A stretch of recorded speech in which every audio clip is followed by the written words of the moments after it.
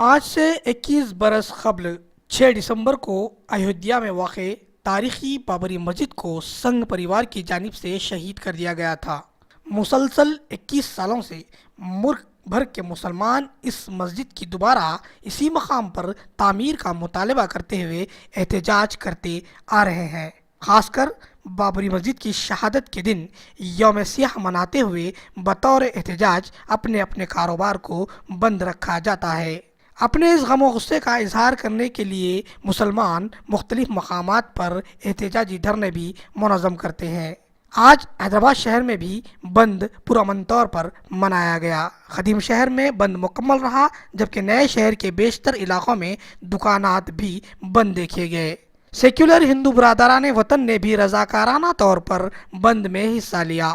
شہر کے کسی بھی علاقے سے کوئی ناخوشگوار واقعے کی اطلاع نہیں ملی ہے۔